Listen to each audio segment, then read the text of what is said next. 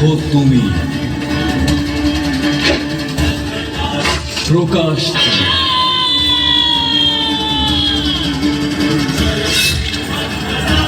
অন্ধকার তুমি।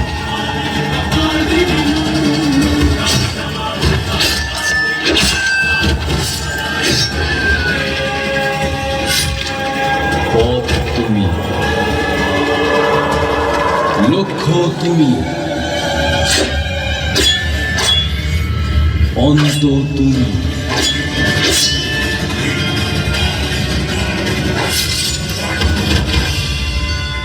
আরম্ভ তুমি, কালী তুমি।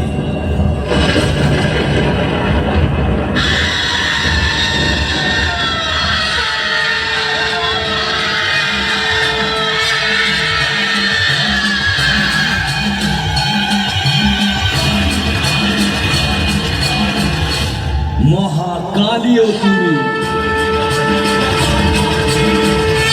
দুর্বল দেবতারা আমাদের সঙ্গে যখন পারল না, তখন আমাদের ভয় দেখাতে এক নারীকে এনে দাঁড় করালো।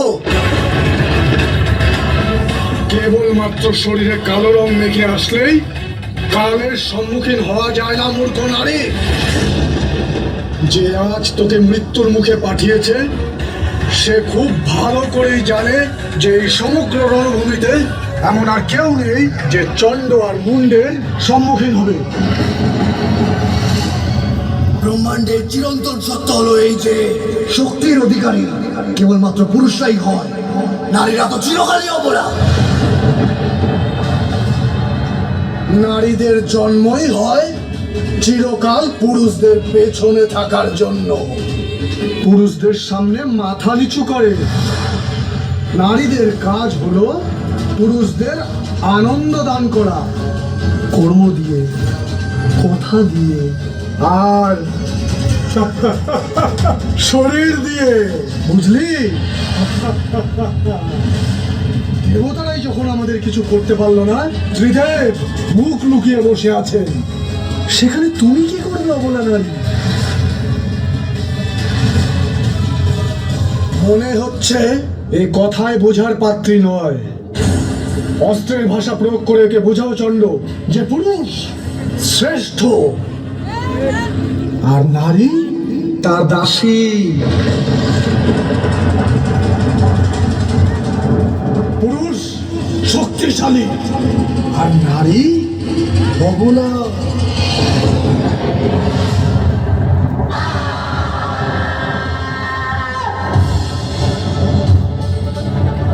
ঠিকই বলেছিস তোরা। পুরুষ জন্মদাতা, নারীরা জন্মদাত্রী। জন্ম পুরুষেরই দান, মৃত্যু স্বয়ং নারী। ভয় পুরুষের দান, আর শক্তি স্বয়ং নারী। যাদের মনে হচ্ছে নারীরা শক্তিহীনা, আজ সেই নারীর সাথে যুদ্ধ করুক তারা। বল মুন্ড, ক্ষমতা আছে নাকি নেই?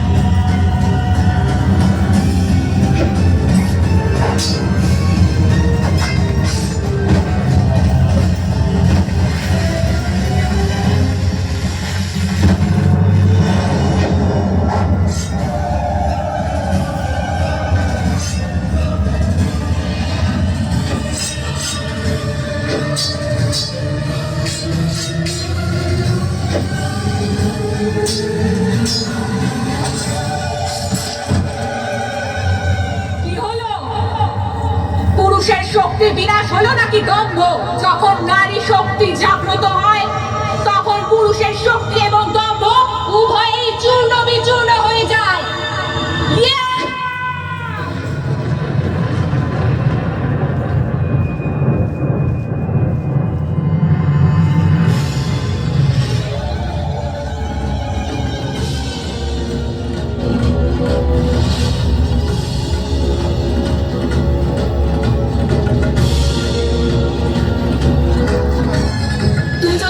শক্তিশালী পুরুষ একত্রেই নারীকে অবলা প্রমাণ করো। এসো।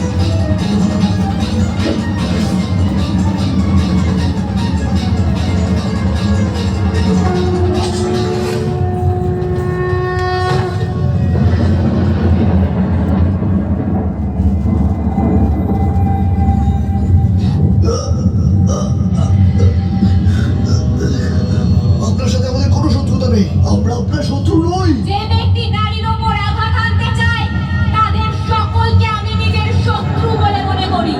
নারীর অর্থ কি? তুমি উত্তর দাও। নারীর অর্থ কি? উত্তর দাও। নারীর অর্থ কি বলো?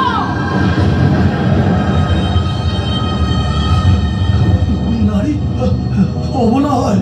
আজ সেই অবলা নারী তোমাদের মৃত্যুদণ্ড দিচ্ছে।